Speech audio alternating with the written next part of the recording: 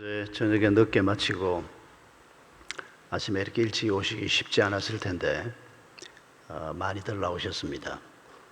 혹시 아침에 나오신 여러분들 중에서 하나님의 아드님, 따님들 말고 혹시 하나님의 조카분들 중에 누가 오신 분들이 계십니까? 에베소서 1장 5절에서 하나님께서는 말씀하시기를 우리를 하나님의 아들이라고 말씀하셨습니다. 딸도 포함됩니다. 왜 아들이라고만 쓰고 딸은 안 썼냐? 이건 남존여비도 아니고 이건 대표형 표현입니다. 아비들 그러면 어미가 포함이 되고 어미들 그러면 아비들이 포함되는 겁니다. 하나님께서는 우리를 예수 그리스도의 구속의 은혜로 불러놓으시고 우리에게 새로운 신분을 주셨는데 에베소서 1장 5절에서는 아들, 딸이라고 말씀하셨고 그리고 우리가 읽은 이 2장 말씀에서는 함께 하늘에 앉을 사람이라고 말씀하고 계십니다. 여러분이 예수 그리스도를 만나고 난 다음에 내가 변화된 사람이다. 특히 내 신분에 엄청난 변화가 있다. 이걸 얼마나 실감을 하고 사시는가. 오늘 아침에 우리가 이 말씀 앞에 우리 자신을 한번 비추어 보십시다. 우리가 수도 없이 들어왔던 말씀일 것입니다. 내가 하나님의 아들이다, 딸이다. 하나님은 우리의 삼촌이 아니고 아빠시다. 여러분, 이 차이를 모르는 분은 아무도 없을 겁니다. 저도 조카들이 굉장히 많습니다. 저희 집안에 형제가 5인데 제가 셋째입니다. 저희 처가도 형제가 5인데 제 아내가 첫째입니다. 조카들이 굉장히 많습니다. 제 막내 처제는 아이가 5입니다. 저희 누님도 아이가 4이고 넷 다 결혼했습니다. 제 아우는, 제 막내 아우는 제 아들 같은 아우입니다. 대학 1학년 때부터 같이 살면서 같은 교회에서 결혼해서 그 딸 둘이 같은 교회를 계속 다니고 그 애들은 꼭 제 자식 같고 제 손주 같은 한 집에 계속 살면서 같이 지냈거든요. 지금도 샘불교회 장로로 섬기고 있습니다만은. 근데 그 집 아이들이 제가 샘불교회 같이 있을 때 주일 예배를 마치고 나면 우리 집에 자주 옵니다. 우리 아우 집에 둘째 딸이 아주 대단한 아이입니다. 지금은 벌써 이제 대학생이 돼서 어젓하게 컸습니다만은 얘가 어느 날 제가 주일 예배 마치고 인사를 하고 있는데 제 옆에 와서 큰아빠하고 제 손을 잡고 이렇게 서 있었습니다. 교인들이 막 쏟아져 나오는데 인사를 하고 그런데 얘가 자꾸 옆에 서서 안 가고 큰아빠하고 자꾸 부르는 겁니다. 그래서 그래 잠깐만 그러고 옆에 세워놓고 그때가 한 초등학교 한 1학년이나 됐을까. 근데 한참 그러다가 제 곁에 한 5분 10분 서서 자꾸 큰아빠가 쳐다보고 조금만 이러다 보니까 애가 없어졌어요. 이 녀석이 무슨 할 말이 있어서 큰아빠 옆에 와서 서 있다가 갔나 그랬더니 그게 아니었습니다. 그 아이한테 그날 무슨 일이 있었는가 하니까 새 학년이 된 겁니다. 그리고 반 편성이 다 된 겁니다. 근데 새로 그 반을 맡은 선생님하고 인사를 하게 됐는데 이 선생님이 자기가 누군지를 모르더라는 겁니다. 애가 기분이 좋지 않았던 겁니다. 우리 큰아빠가 담임 목사님인데 선생님이 자기가 누군지도 모르고 그 아이 이름이 도현인데 그 애가 기분이 나빠가지고 나오다가 가만히 생각하니까 예배 끝나고 나면 내가 인사하는 걸 아니까 그러면 그 인사할 때 이 선생님도 나올 가능성도 있고 그 옆에 서서 자꾸 큰아빠하고 자꾸 불렀던 겁니다. 얘가 그러던 꼬마가 지금은 대학생이 돼서 이제 아주 어젓해졌습니다만은 제가 걔를 아주 예뻐하고 걔도 저를 저희 아빠처럼 생각하고 그랬는데도 걔가 한 번씩 우리 집에 오면 여러분 그 아이가 냉장고 문을 마음대로 열고 마음대로 우유 꺼내 먹고 그럴 수 있을까요? 못 그럽니다. 그랬다가는 집에 가면 엄마한테 혼납니다. 그러니까 항상 큰엄마 우유 한 잔 마셔도 돼요? 묻습니다. 그냥 꺼내 먹으면 나중에 엄마한테 혼나니까 항상 그러면 큰엄마가 그냥 자주 오는 애고 제 집처럼 드나드는 애인데 묻기는 뭘 묻냐 그냥 먹지. 꼭 묻습니다. 큰엄마 우유 한 잔 마셔도 돼요? 제가 아이가 셋입니다. 딸 아들 셋인데 저희 집 아이는 어떻게 할까요? 엄마 우유 한 잔 마셔도 돼요? 혹시 여러분 집에 아이들이 그렇게 묻고 우유를 꺼내 마십니까?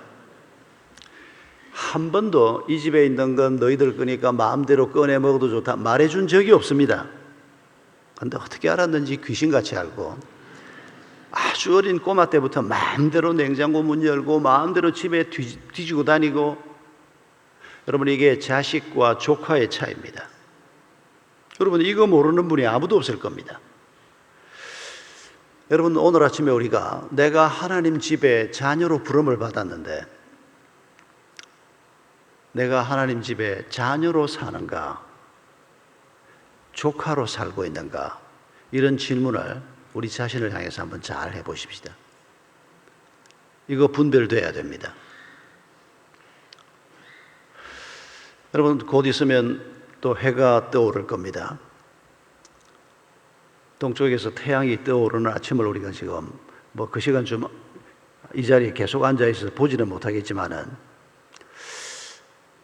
해가 떠오르긴 뭘 떠올라요. 지구가 자빠져서 태양이 뜨는 것처럼 보이지. 꼭 이렇게 말하는 우리 교회 박 집사가 있습니다. 그 말을 안 하면 못 견딥니다. 그냥 지가 그 말을 안 해도 태양이 떠오르는 게 아니고 지구가 자전을 해서 태양이 뜨는 것처럼 보인다는 상식 좀 우리가 다 가지고 있는데 말 그렇게 하면 안 된다는 겁니다.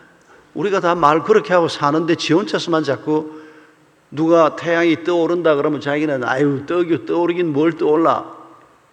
그 말이 하고 싶어서 견딜 수가 없다는 겁니다. 그 말하면 누가 이뻐합니까 그거를? 이 상처가 있기 때문입니다. 그런 말이 하고 싶어서 못 견디는 사람이 있습니다. 남들은 다 그냥 대충 봐넘기는데 한마디 해주고 싶어서 견디지 못하는 사람이 있습니다.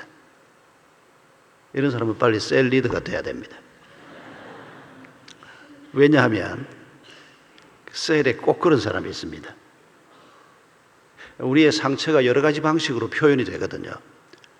말을 함부로 하는 것으로 표현되기도 하고 말을 아예 안 하는 것으로 표현되기도 하고 사람들 속에 섞이기를 싫어하기도 하고 우리 속에 분노나 상처나 문제가 있을 때 여러 가지 방식으로 표현이 되는데 우리가 자주 보는 유형이 그런 유형입니다. 하나님 앞에 씨름을 해도 문제가 잘 해결이 되지 않습니다. 시간이 많이 걸립니다. 대나무 죽수는 하룻밤 사이에 30cm가 자라기도 하지만 사람은 절대 그렇게 빨리 자라지 않습니다. 대나무처럼 하나님이 쑥쑥 그렇게 크게 만들어 놓지는 않았습니다. 참나무처럼 자라게 만들어 놓았습니다. 그래서 평생을 우리가 씨름을 하면서 배우는 건데 어지간히 좀 자랐다 싶으면 리더가 되면 그게 사실은 말이 리더고 다른 사람을 섬기는 자리에 서는 거지만 그게 자기 자신이 자라는 자리입니다. 다른 사람들이 문제를 안고 씨름하는 걸 옆에서 지켜보면 잘 보입니다. 그리고 섬길 수 있는 방법을 찾게 되고 그들을 섬기다 보면 내 속의 문제도 함께 극복되는 것을 자주 경험하게 됩니다. 죽음이 우리를 찾아오는 그날까지 계속 우리가 함께 자라가야 합니다. 계속 우리가 하나님이 얼마나 내게 좋으신 아빠이신지 내가 그 하나님 집에 아들로 딸로 부름을 받고 내가 얼마나 많은 것을 누리고 사는 자녀인지 오늘 본문에 있는 것처럼 장차는 하늘에 함께 앉게 될 여러분 우리가 이런 사람들입니다. 세상 사람들이 심지어 가족들까지도 돈도 못 벌어오는 당신 싫다고 뚱뚱한 당신 싫다고 공부 못하는 아이들을 보고 싫다고 가족들조차도 그렇게 말할 수 있지만은 직장에서 우리를 보고 필요 없다고 나가라 그럴 수도 있지만은 여러분 하나님께서는 우리의 아빠이신 그분은 우리를 함께 예수 그리스도와 일으키시고 우리가 어젯밤에 간단하게지만은 이미 생각했습니다. 내가 죄인인 것을 깨닫고 그 죄의 근본이 하나님을 떠나 있는 것 하나님을 알지 못하는 것, 내 힘으로 인생을 살려고 했던 것, 그게 죄의 근본인 것을 깨닫고 나의 그 죄값을 위해서 예수 그리스도께서 십자가의 죽음을 죽으신 그 죽음의 의미를 바르게 받아들일 때 우리가 하나님의 자녀가 되는 겁니다. 예수님이 십자가에 못 박히실 때 우리 옛사람도 함께 십자가에 못 박히는 것입니다. 예수님이 장사 지내졌을 때 우리 옛사람도 함께 장사 지내졌습니다. 여러분, 이게 무슨 뜻입니까? 아니, 지옥 갈 옛사람이 예수님과 함께 십자가에 못 박혀 죽었는데 왜 내 마음속에, 내가 분명히 예수님을 믿는데, 내가 분명히 예수님의 십자가도 믿고 부활도 믿는데 왜 내 마음속에 죄 짓고 싶은 욕망이 계속 살아날까요? 이거 아직 옛사람이 완전히 죽지 않고 반쯤 죽고 반쯤 살아서 꿈틀거리고 있는 게 아닌가? 이게 성경 말씀이 좀 문제가 있는 게 아닌가? 아닙니다. 그렇게 생각할 일이 아니고 옛사람은 완전히 죽어 없어졌습니다. 예수님이 장사 지내질 때 완전히 파묻혀버렸습니다. 이 말의 뜻은 뭔가 하니까 우리의 옛사람, 하나님 없이 살겠다고 하던 우리의 옛사람은 우리를 이길 수 없습니다. 아무리 애를 써도 죄가 우리를 이길 수 없다는 것입니다. 내가 그렇게 단단하고 훈련이 잘 된 사람이 아닌데? 아니고 말고요. 당신의 힘으로는 이길 수가 없습니다.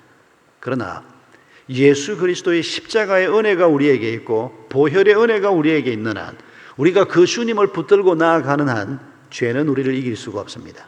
어떤 경우에도 이길 수가 없습니다. 그래서 어떤 분이 표현하기를 예수 그리스도의 십자가 복음을 받은 사람은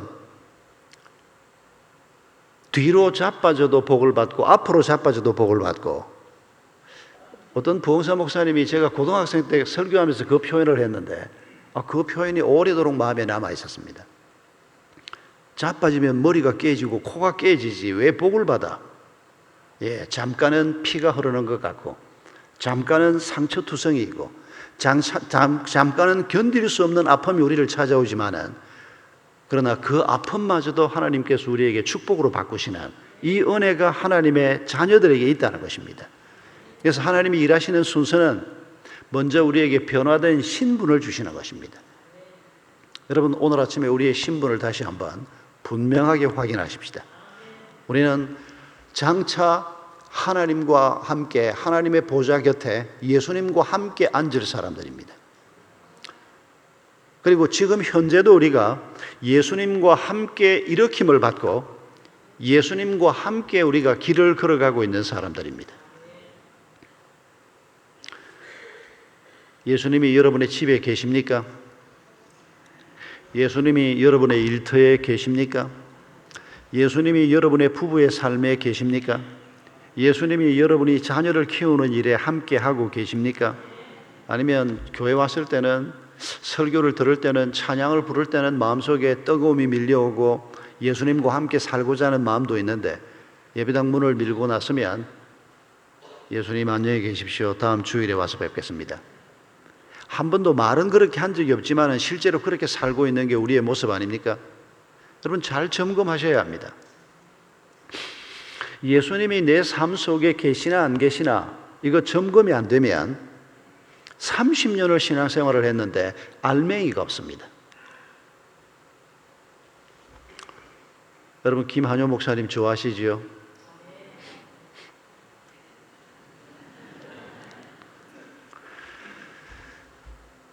느낄 수가 있습니다. 여러분이 김한효 목사님을 얼마나 좋아하는가. 저도 저희 교회 가면 꽤 인기가 있거든요. 신방을 한번 가면 기뻐하고 같이 예배드리고 얘기를 나누고 돌아오면 너무 깨달았다고 제가 황송할 정도로 그런 반응을 보면, 김한효 목사님을 그렇게 좋아하시는데 어느 날 김한효 목사님이 당신을 보고 당신 집에 살겠다 그러면 뭐라 그러실 겁니까? 예, 목사님 어서 오십시오 그럴까요? 아니면 아유, 목사님 주일날 교회 가서 만났으면 됐지 뭘 우리 집에 같이 살아 그러시겠습니까? 예수님이 날 위해서 죽으셨다라고 하는 말씀이 지금 예수님이 장차는 우리가 그분과 함께 하늘에 가서 앉을 것이라고 하는 이 말씀이 미래의 얘기가 아니고 지금 현재 예수님이 우리 집에 우리 부부의 삶에 우리가 자녀를 키우는 그 자리에 우리가 씨름하고 우리가 피를 흘리고 땀을 흘리는 그 자리에 함께 사시겠다는 얘기입니다. 그게 신앙생활이라는 겁니다. 교회 와서 예배 드릴 때 건사하게 찬양하고 가슴이 촉촉이 적셔서 집으로 가면 되는 게 아니고 실제로 우리가 대부분의 시간을 보내고 있는 우리의 가정과 일터에서 예수님이 우리와 함께 하시겠다는 것입니다. 그런데 함께 하시는지 안 하시는지 점검이 늘 돼야 될 거 아니겠습니까? 성질을 한번 부리고 싶은데 아유, 예수님이 이 집의 주인이신데 내가 이러면 안 되지. 지난 주간에 이런 일이 좀 있었습니까? 기억도 잘 안 나십니까? 그러면 없었던 겁니다. 뭐 골치 아프게 생각해 보실 거 없습니다. 지난 한 주간을 살면서 한없이 마음이 낙심되는 순간이 있었는데 아니지. 우리 주님이 내 아버지시고 우리 주님이 나에게 생명까지 주셨는데 내가 이렇게까지 까불어질 일이 아니지. 여러분, 우리의 어려운 순간에 주님이 내 곁에 계시는 그런 분이셨습니까? 이런 분이셔야 한다는 겁니다. 여러분, 이제 곧 태양이 떠오를 텐데 여러분, 이렇게 마음을 한번 먹어보십시다. 이 거대한 우주가 있지 않습니까?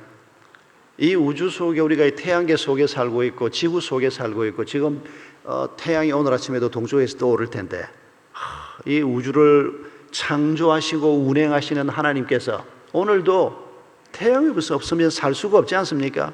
오늘도 하나님께서 이 캘리포니아 땅에 살고 있는 나를 위해서 우리 아버지 하나님께서 태양을 또 떠오르게 하시는구나. 아멘을 한 분밖에 안 하시네. 이렇게 생각해 보면 안 되겠습니까? 그거 너무 오버하는 거 아니냐. 그거 아무리 설교자가 하나님 말씀을 가지고 얘기한다 그러지만은 이 땅에 70억이나 살고 있고 예수 믿는 사람이 수십억일 텐데 이 넓은 캘리포니아 땅에 나를 위해서 태양이 떠오르게 하신다. 그건 조금 아멘이 잘 안 나온다. 여러분, 다시 한번 생각해 보십시오.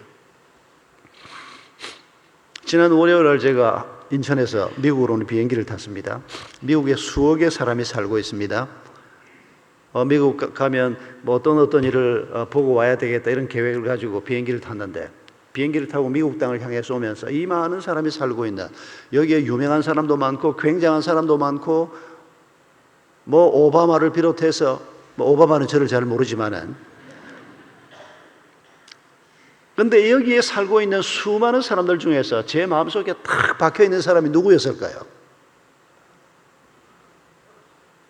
우리 딸이요. 뭐 저희 아이들이 캘리포니아에서 다 대학을 하긴 했습니다만 지금은 다 셋 다 한국에 있습니다. 그런데 우리 둘째 딸이 지금 세인트루이스에 와 있습니다.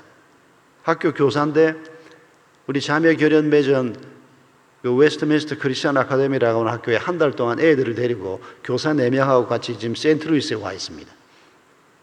돌아가면서 이제 주일날 오후에 여기 들러서 한 이틀 같이 있다가 가기로 했는데 애가 한 달 동안 거기 붙잡혀 가 있으면서 아주 방학 때 그냥 한국에 쉬고 있으면 아주 교사들한테는 최고의 기간인데 영어를 한다고 거기에 붙잡혀 가서 지금 한 달 동안 애들 뒷바라지하고 우리 아이들이 한 40명이 지금 그 학교에 와 있거든요. 우리는 방학이고 미국에는 학기가 진행되고 있는 요 한 40일 정도를 애들을 데려다 놓고 우리 그 자매 결연 맺은 중고등학교에서 홈스테이 비용 300불만 딱 받고 그 외에 비용 받는 거 아무것도 없이 우리 아이들을 위해서 수고를 합니다. 그럼 아이들이 막 서로 오려고 막 경쟁을 하는데 이 애들이 오면 또 뭐 수학 선생님이 와서 수학 공부는 또 따로 좀 해야 되고 아이들 뒷바라지를 해야 됩니다. 우리 애가 지금 거기 와 있는데 제가 그 아이 아빠거든요. 여러분, 부모 마음을 다 알지 않습니까? 미국이 아무리 커도 아무리 많은 사람이 살고 있어도 아무리 유명인사가 많아도 이 미국 땅을 오면서 제 마음에 딱 한 사람, 그게 제 딸이라고 얘기하는데 아이고 저 박 목사 저 양반 오버하시네 그렇게 얘기할 겁니까? 아무도 그렇게 말씀하실 분이 없습니다. 제가 하루 일과를 끝내고 집에 들어가면, 제가 아파트 문을 열고 들어가면 제일 가까운 방이 우리 둘째 방입니다. 그럼 항상 제가 들어갈 때 제일 먼저 듣는 말이 우리 둘째 미현이 음성입니다. 아빠 다녀오셨어요? 이런 소리가 제일 먼저 들립니다. 그러면 좀 기운이 좀 빠지고 좀 피곤한 상태에 집에 도착을 했다가도 아이가 그렇게 말을 하면, 아이 음성이 탁 들리면 마음속에 불이 탁 켜지는 것 같은 느낌이 듭니다. 제가 쓸데없는 소리를 합니다. 이렇게 모든 부모들이 다 경험하는 그 자식에 대한 사랑 때문에 느끼는 마음. 여러분, 이 마음을 가지고 하나님께서 우리에게 얘기하시는 겁니다. 이 마음을 1000배, 만배, 1억 배 이상 확대를 해서 우리 인간이 가지고 있는 이기적인, 부모라고 해도 이기적인 부모의 사랑과 비교가 되지 않는 엄청난 사랑을 가지고 하나님께서, 나는 너희의 아빠다, 너희는 내 자식이다, 너희를 내가 예수와 함께 일으키고 죄를 이기는 자가 되게 하고 죽음을 이기는 자가 되게 하고 죄가 너희들에게 주는 모든 상처와 모든 아픔들을 다 씻어낼 것이고 이 세상에서 가장 존귀한 자로 살게 할 것이다. 그리고 장차 영원한 그 하늘에 내 아들 예수와 함께 너희들을 앉게 하겠다. 여러분, 예수님, 하나님께서, 아빠이신 그분이 우리에게 주시는 말씀입니다. 어떻게 하시겠습니까? 이 말씀을 여러분 한 분 한 분에게 주시는 말씀으로 받으시겠습니까? 아니면 아이고 신앙생활 열심히 하려고 하는 김입사 너나 가져라 그러시겠습니까? 여러분, 하나님이 주시는 말씀은 너무 엄청나서 때로는 참 받아들이기가 너무 황송한, 성경 말씀을 펼치고 앉으면 그런 귀절이 한두 구절 나오는 게 아닙니다. 내가 너희를 잊지 않는다. 그런데 이사야서에서 뭐라고 말씀하십니까? 너희의 이름을 내 손바닥에 조각했다고 얘기하십니다. 오바는 하나님이 잘하십니다. 아니, 나 같은 걸 예수 믿고 10년, 20년, 30년이 지나도 여전히 하나님 앞에 부족함이 많고 죄도 같은 죄를 자꾸 반복해서 짓고 잘 깨닫지도 못하고 고집도 세고, 이런 나 같은 걸 하나님의 아들이라고 딸이라고 불러서 내 이름을 하나님의 손바닥에 그냥 수성 볼펜으로 썼다는 정도도 아니고, 요새 수성 볼펜이란 말을 참 오래간만에 써봅니다만, 이 수성 볼펜이란 말은 물을 씻어도 잘 안 씻긴다고 옛날에 수성 볼펜이란 말이 있었는데, 그 정도가 아니고 하나님의 이름을, 우리의 이름을 하나님의 손바닥에 아예 조각을 했다는 겁니다. 그래서 하나님이 손을 이렇게 펴보면 박은조하고 조각이 돼 있다는 겁니다. 당신의 이름도요, 당신이 예수 그리스도의 십자가의 은혜를 믿는 사람이라면, 하나님의 아들, 딸로 부름을 받은 사람이라면, 여러분, 이런 엄청난 신분을 하나님께서 우리에게 약속하시는 것입니다.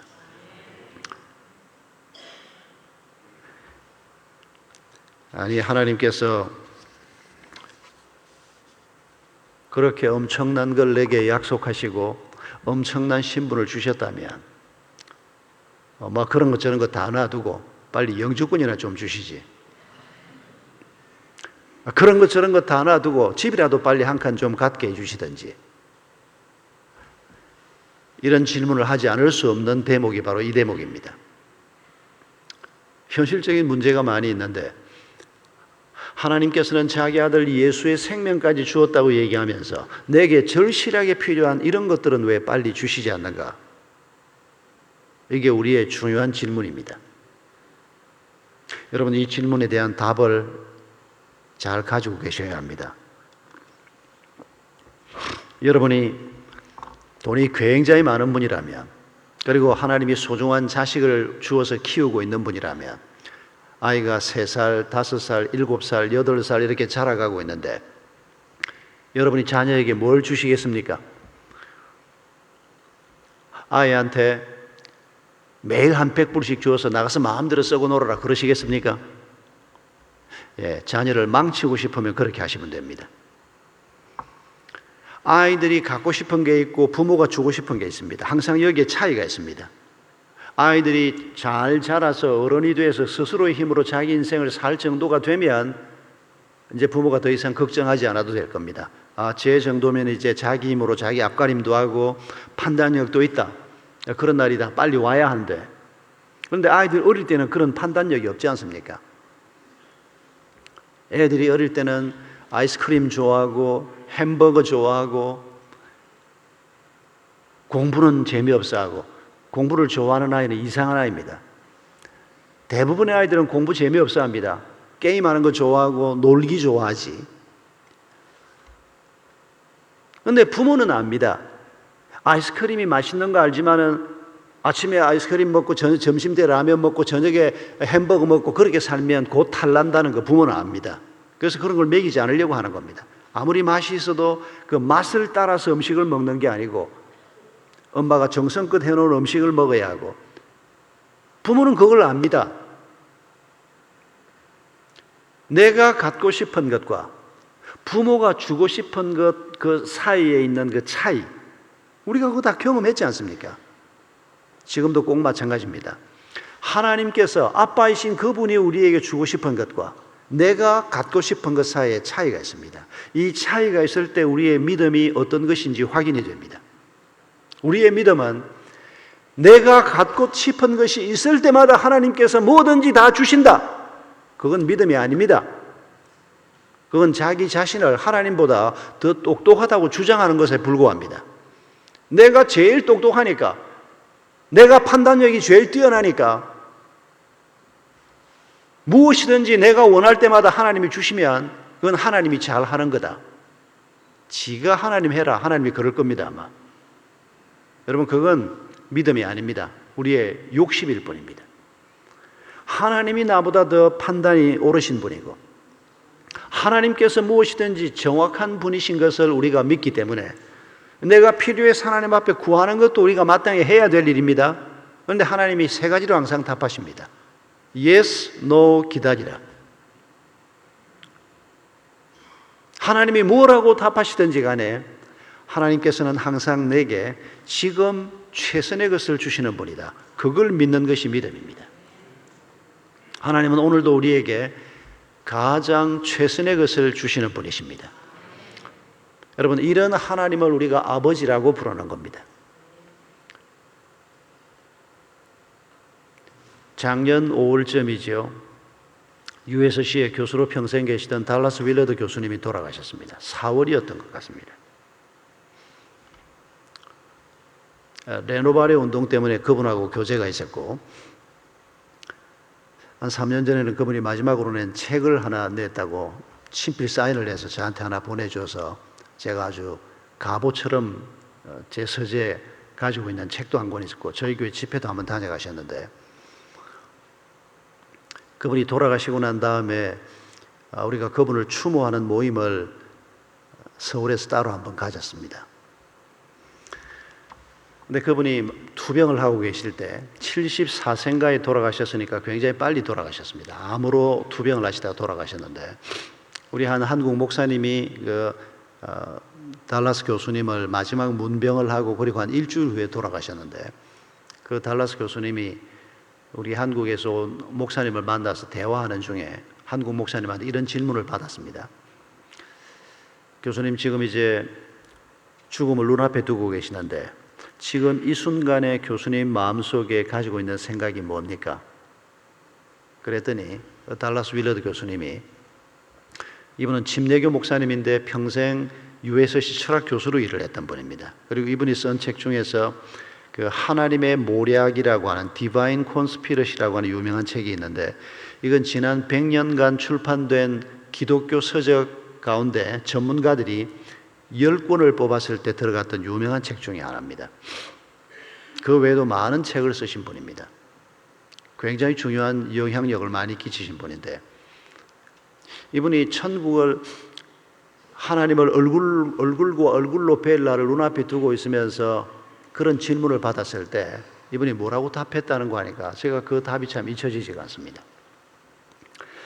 자기가 그동안에 이제 내가 죽으면 하나님을 얼굴로 직접 뵙고 예수님도 얼굴로 직접 뵙고 베드로도 보고 모세도 보고 그런 날을 생각하면서 육신의 고통은 있지만은 마음에 큰 기쁨을 품고 시간을 보내왔는데 요 한 며칠 사이에 무슨 생각이 갑자기 드는 거 아닌가? 지금까지 한 번도 자기가 해보지 못했던 생각과 기쁨이 마음속에 몰려온다는 겁니다. 근데 그게 뭡니까? 그랬더니 이 땅에 있을 때는 몰랐던 사람들, 이 땅에 있을 때는 중요하게 여기지 않았던 사람들, 그런 사람들 중에서 틀림없이 우리 하나님이 귀히 보시고 큰 상을 베푸시는 천국의 위인들이 많이 있을 텐데 그 사람들이 누굴까라고 생각하니까 너무너무 궁금해진다는 겁니다. 베델교회 그러면 김한효 목사님, 아무개 장로님 이런 식으로 주로 우리가 생각하지 않습니까?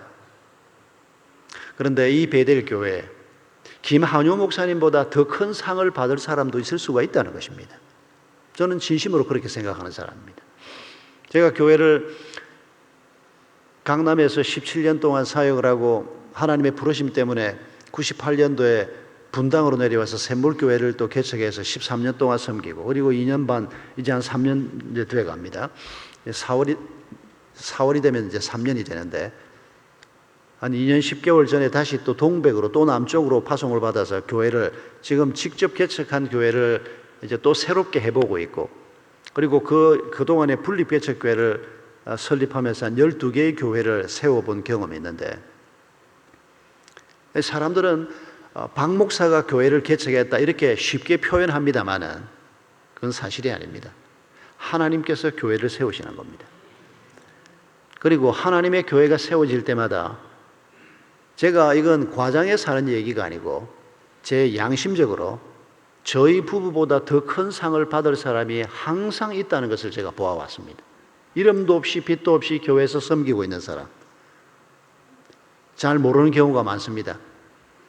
어쩌면 제가 모르는 더 큰 상을 받을 사람들도 저희 성도들 중에 분명히 있을 것을 저는 믿습니다. 주로 셀 목자들 가운데 있을 것입니다. 저희 교회는 성가대 없습니다. 오늘 찬양 아주 아름다운 찬양 참 감사하고 잘 하셨는데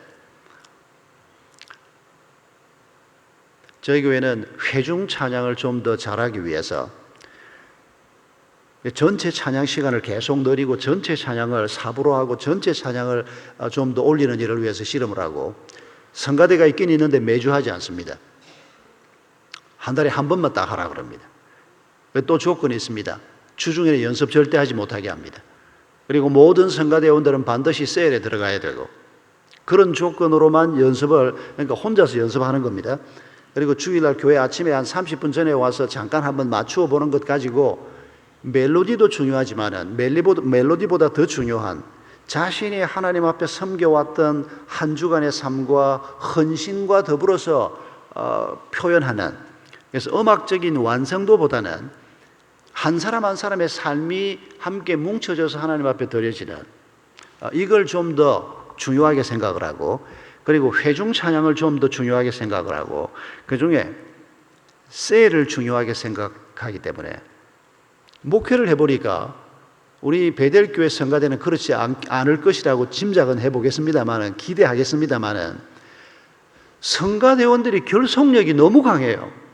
주중에 모여서 연습하죠. 주일날 예배 전에 1시간 연습하죠. 끝나고 1시간 연습하죠. 굴핏하면 누가 밥 내죠. 밥 먹으러 제일 자주 다니는 그룹들이 성가대원들입니다. 제가 성가대원들한테 욕 좀 먹을 생각하고 지금 이 얘기를 하는 겁니다. 그리고 세일에 안 와요. 성가대원들이 바빠가지고 그냥 자기들 자체적으로도 바빠가지고 그리고는 뭐 주말 뭐 부활절 되면 칸다트 하겠다 그러고 연말 되면 또 뭐 하겠다 그러고 그때는 또 뭐 성가대원들을 막 100명씩 200명씩 만들어 가지고 막 석 달씩 막 연습을 합니다. 아유 제 양반 음악을 별로 좋아하지 않는구나. 아닙니다. 그렇지 않습니다. 고민을 참 많이 했습니다. 성가대 없애면서 굉장히 어려움도 있었습니다. 그런데 새로 개척하니까 그런 어려움이 없었습니다. 뭐 의뢰이 그런가 보다 하고 그냥 지금은 저희 찬양대가 한 달에 한 번 딱 씁니다. 잘합니다. 여러분 못지않게 잘합니다. 그리고 나머지는 그 팀들이 전부 찬양대원이 됩니다. 그러니까 찬양대원이 아니고 찬양팀입니다. 그 팀들이 전체 회중 찬양 인도하고, 그리고 전부 셀에 들어가서 다 셀 리더가 되는 걸 목표로 하고, 이런 식으로 셀을 교회 중심에 놓고. 왜냐하면 이 작은 교회가 견고하게 서지 않으면, 이 교회 중심에 우리는 이 셀이 있습니다. 목장입니다, 저희는. 그래서 목자들이 교회 중심에 있습니다. 목자들 중에서 저희는 부부가 다 목자입니다. 초원지기들이 전부 여러분의 그 실행위원회처럼, 저희도 장로가 있습니다만은 목자 초원지기 부부가 전부 실행위원으로 들어옵니다. 장로 권사는 반드시 초원지기 중에서 뽑히게 되어 있습니다. 아예 후보자가 될 때 2년 동안 교회 훈련 프로그램을 마치고 난 다음에 그 2년의 과정을 다 마친 사람만 장로 권사 후보자에 올라옵니다. 그러니까 현재 셀 리더로 섬기고 있는 사람들만 올라오는 겁니다. 그 2년이 마친 사람들이 뽑히면 다시 1년 동안 또 훈련을 받습니다. 그 사람들이 전부 다 적어도 초원지기, 그러니까 목장이 있고 한 5목장을 묶어서 하나를 초원을 만듭니다. 이 장로님들이 맡습니다. 장로 권사들이 주로 맡습니다. 그리고 초원 한 10개 정도를 평원지기, 부사역자들이 맡습니다. 여전도사님이나 부목사님들이 맡는. 그런데 그 초원지기들이 실행위원으로 다 들어옵니다. 저희들은 확대당회라고 합니다. 그리고 평원지기, 여전도사님들 전부 다 실행위원으로 들어옵니다. 부목사님들도 물론 다 들어오고요. 그래서 교회 확대당회를 하면 이게 바로 셀 리더 모임입니다. 셀 리더들이 모여서 교회 중요한 문제를 함께 다루는, 그러면 이 목양의 마음을 가지고 매주일 사람들을 먹이고 영적으로도 공급을 하고 하는 사람들이 모여서 회의를 하면 행정으로 흐르지 않고, 이를테면 악기를 하나 새로 바꾼다, 카페트를 새로 바꾼다, 이런 토론을 해도 모인 사람들이 전부 셀 리더들이고 거기에서 사람들을 목양을 계속하고 있는 사람들이 모여서 의논을 하니까 눈 자체가, 관점 자체가 성도들이 이걸 어떻게 볼까? 우리 목장 식구들이 이걸 이렇게 하는 걸 좋아할까? 저렇게 하는 걸 좋아할까? 자연스럽게 이런 관점에서 논의되는 걸 그동안에 한 10년 동안 경험을 했습니다. 그래서 이번에 3년 전에 교회를 개척할 때 그 이전보다 더 셀 리더 중심의 교회를 더 확실하게 지금 만들어 놨습니다. 대표 기도도 장로 권사들이 하는 게 아니고 대행 목자가 아니고, 저희는 대행 목자와 목자가 있는데 2년의 훈련이 끝나고 나면 이제 목자가 됩니다. 2년의 훈련이 끝나기 전에 목자로 일을 시작한 사람들은 대행 목자입니다. 그래서 이 2년의 훈련을 끝내고 당회로부터 목자로 임명을 받은 정식 목자들은 교회에 오면 이 빨간 줄로 된 이름표를 차고 다닙니다. 그래서 교인들은 그 빨간 줄 찬 사람한테 뭐든지 부탁하라 그럽니다. 저부터 시작해서 전부 이름표를 이렇게 빨간 걸, 아직 우리가 개척교회니까 빨간 줄 차고 있는 사람한테 뭐든지 물으면, 이분들은 교회 아주 익숙한 리더들입니다. 그래서 훈련도 2년 이상 받았고 교회 사정도 잘 아는 분들이고, 농담은 제가 말은 그렇게 합니다. 밥 먹다가 물이 필요하면 빨간 줄, 목줄 한 사람한테 물 좀 떠다 주세요 그러면 물 떠다 줄 거라고. 교인들이 그런 부탁은 잘 안 합니다만은 철저히 셀 리더 중심으로 교회를 이끌어가고, 그리고 찬양대를 하건 아니면 사역팀에 들어가건 어떤 걸 하건 최종 목표는 셀 리더가 되는 것을 목표로 생각을 해라. 하나님께서 그걸 제일 기뻐하실 것이라고 믿기 때문입니다. 바로 그 셀에서 버림받은 느낌을 가지고 살던 사람들이 셀 리더의 사랑을 받고, 그게 바로 하나님의 사랑으로 느껴지고, 그러면서 자기 문제를 극복하고, 설교를 듣고 예배를 드리면서도 문제를 극복하는 데 도움을 받지만은 그게 작은 공동체 안에서 다시 한번 섬세한 손길을 느끼면서 바로 거기에서 사람들이 변화되고 거기에서 사람들이 새롭게 태어나는 것을 그동안에 많이 보아왔기 때문입니다. 여러분, 오늘 본문 2장 10절에 하나님께서 우리의 변화된 신분과 우리의 삶을 말씀하시고 난 다음에 우리는 그의 만드신 바라고 말씀하고 있습니다. 이거 다르게 번역하면 우리는 하나님의 작품이라는 뜻입니다. 아직 완성된 작품은 하나도 없습니다. 여기 모든 분들, 저를 포함해서 우리 모두가 하나님께서 지금 만들고 계신 작품들이 여기 계시는 것입니다. 여러분, 함부로 살지 마십시다. 하나님께서 우리를 지금 자신의 작품으로 만들어가고 계십니다.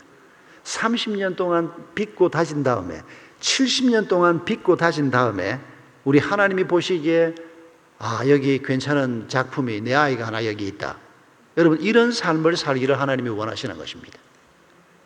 우리가 함부로 몸을 굴리고 함부로 그냥 화딱지 난다고 막 한 잔 먹고 그냥 뻗어버리고, 여러분, 그건 옳은 방법이 아닙니다. 하나님께서 우리를 어떻게 만들어 가시려고 하는가? 장차 하늘에 내 보좌 옆에 내가 앉힐 내 아들 딸들로, 이렇게 하나님이 우리를 지금 여기고 계시는데, 여러분, 이 땅에서 우리가 좀 남들만큼 가진 것이 많지 않다고 해서, 가방끈이 좀 짧다고 해서, 뭐 이런 것 저런 것 어떻다고 해서 우리가 우리 스스로 우리 자신을 비하하거나 우리 자신을 보잘것없는 자로 여긴다면, 또 우리가 우리의 자녀들을 함부로 말하거나 대한다면, 그건 우리 하나님의 뜻에 크게 어긋나는 것입니다. 여러분, 하나님께서 우리를 사람이 무엇이간데 주께서 그를 생각하시며, 시편 8편 4절 5절에 있는 말씀 아닙니까? 우리를 하나님께서 하나님보다 조금 못하게 지으셨다. 여러분, 이 말도 안 되는 소리를 다윗이 했습니다. 시편 8편 4절 5절에서 하나님이 우리를 하나님보다 조금 못하게 지으시고, 입을 찢어야 되지 않겠습니까? 어떻게 인간을 이렇게까지 높인단 말입니까? 그런데 아닙니다. 성령께서 다윗을 감동하셔서 성령의 감동으로 다윗이 이 고백을 하고 난 다음에 하나님이 이 고백을 가지고 다시 우리에게 주시면서, 이게 내가 너에게 주는 하나님의 말씀이다, 그렇게 받은 게 시편 8편 말씀입니다. 다윗이 잘못 고백한 것이 아니고 하나님이 주신 말씀을 받아서 자신이 얼마나 존귀한 자인가, 그런 왕이었지 않느냐. 왕이기 때문에 존귀한 자이고, 왕이 못된 사람은 존귀하지 못합니까? 아닙니다. 내 속에 있는 그리스도 때문에, 내 속에 있는 우리의 아빠 되신 하나님 때문에 우리가 얼마나 존귀한 자인가 하는 것을 하나님이 다윗의 입을 빌려서 우리에게 말씀하신 것입니다. 여러분, 이런 존귀한 하나님의 사람들의 새로운 날이 또 오늘 하루 시작이 됩니다. 우리 앞에 어떤 난관이 있을지라도, 우리 앞에 어떤 문제가 있을지라도, 지금 우리 마음속에 어떤 상처와 고통과 죄가 있을지라도, 여러분, 그것 때문에 낙심하지 마십시다. 다시 한번 시작해 보십시다. 우리가 어디를 향해서 가고 있나를 바라보시면서 장차 하늘에 가서 앉게 될 보좌 우편에 우리 주님과 함께 앉게 될 영광스러운 신분을 가진 사람인 것을 기억하면서, 어떻게 하면 오늘도 내가 우리의 좋으신 아빠이신 하나님을 닮을 수 있을까? 어떻게 하면 그분처럼 거룩해지고, 어떻게 하면 그분처럼 사랑할 수 있고, 어떻게 하면 그분처럼 내가 지혜롭게 말할 수 있고, 다른 사람을 포용할 수 있고, 다른 사람을 내가 섬길 수 있을까? 섬겨도 변화되지 않더라. 변화시키기 위해서 섬기면 변화되지 않습니다. 변화시키는 것은 하나님만 하실 수가 있습니다. 우리가 할 수 있는 것은 사랑하는 것뿐입니다. 거기다가 건방을 떨고 내가 이만큼 섬겼으면 이게 좀 바뀌어야 되는데, 이게 바뀌질 않고 그냥, 우리 목장에 밥을 계속 같이 먹는데 한 남편을, 부인이 이제 목장에 오는데 부인이 목장 가는 걸 또 남편이 허락을 해서 금요일 저녁에 모이는데, 집에서 혼자 밥 먹기 그러시니까 여기 와서 저녁만 먹고 가시면 어떠냐. 여기 이 남자가 오는 겁니다. 제가 그 목장 탐방을 갔는데 마침 그 남자가 왔습니다. 한 40 후반쯤 된 남자인데 아주 인상도 좋고 아주 사람이 서글서글 하더라고요. 근데 문제는 뭔고 하니까 이 남자가 저녁에 이제 이 사람이 오니까 더더군다나 목자집에서 신경을 써서 주로 목자집에서 밥을 먹는데, 자기 집에서 와이프하고 둘이 밥 먹을 때보다 훨씬 반찬이 좋은 겁니다. 그러니까 가서 밥 잘 먹고, 그리고 또 사람들이 얼마나 친절합니까? 이 사람을 잡아오려고. 그러니까 막 기분 좋게 저녁을 먹고 이제 저녁 끝나고 설거지가 대충 끝나고 나면 이제 목장 모임이 본격적으로 이제 찬송으로 시작이 되는데 그 부담스러워하니까 그거 안 해도 되니까 저녁만 먹으러 오세요. 그러니까 이 사람이 이제 찬송을 시작하려고 그러면 그럼 저는 그만 가겠습니다. 이러고 집으로 가는 겁니다. 처음 몇 번은 당연히 그래요. 예, 가세요. 다음 주에도 식사는 꼭 하러 오세요. 그런데 인간이 3년을 밥만 먹고 가는 겁니다. 강적도 보통 강적이 아닙니다. 목자가 굉장히 신실한 형제인데 시험이 들기 시작하는 겁니다. 뭐 저런 게 다 있나 싶고 그냥. 아니 3년을 밥을 먹고 지금 그것도 거의 매주 온답니다. 밥 잘 먹고 어제 대충 이제 남자들이 설거지하고 그래 잘 정돈하고 자 우리 이제 찬송합시다. 오늘은 우리 형제님 좀 참석하시죠. 아유 저는 원래 밥만 먹고 가는 사람 아닙니까? 3년을 그러고 있는 겁니다. 목자가 화가 나는 겁니다. 이제 저거 안 왔으면 좋겠다 싶다는 겁니다. 근데 목자가 어느 날 저한테 그랬습니다. 목사님, 내가 얼마나 시원찮은 놈인가를 하나님께서 보여주기 위해서 그 사람을 자기한테 붙여준 것 같다고. 자기가 목자가 될 때 기도하는 목자가 되게 해달라고 하나님 앞에 기도했다는 겁니다. 그것도 누가 어떤 목자가 되기를 원하십니까? 목자 수양회 때 그래서 할 말이 없어가지고 기도하는 목자가 되게 해주세요. 그랬대요 자기가. 장로 아들인데 신실한 사람. 아주 어릴 때부터 교회 잘 다닌 사람입니다. 할 말이 없어서 기도하는 목자가 되게 해주세요. 그랬는데 말하고 보니까 뭐 괜찮은 말이었다 싶었대요. 그 정도 수준은 되는 사람이거든요. 그래서 일주일에 적어도 3번 이상 이름을 불러가면서 성도들을 섬기면서 자기 집에서 섬겨야 되겠다고 부인하고 둘이서 정성껏 밥을 해서 먹이는데 이게 3년을 붙어가지고 애를 먹이는 겁니다. 이게. 그런데 미워하다가 어느 날 생각하니까 내가 하나님 앞에 기도하는 목자가 되게 해달라고 했는데 나를 훈련시키기 위해서 저 사람이 수고하는 사람이구나. 그 사람 정말 수고하고 있는 겁니다. 가만히 생각해 보니까. 지도 밥만 먹고 가기 얼마나 불편하겠습니까? 그런데 뭔지도 모르고 그냥 지는 그러고 있는데 이 목자가 어느 날 그걸 깨달았다는 겁니다. 제가 목자 그 얘기를 듣는데 내가 얼마나 감동이 되는지. 여러분, 하나님께서는 하나님의 일을 하십니다. 우리는 우리의 일을 하면 됩니다. 하나님보다 앞서가지도 말고 하나님보다 뒤처지지도 말고 하나님이 인도하는 길을 한 걸음 한 걸음 걸어가면 우리에게 최상의 날이 바로 그 날이 될 것입니다. 오늘도 그런 날이 되기를 주의 이름으로 축복합니다. 우리 여러분 이 시간에 잠시 기도하십시다.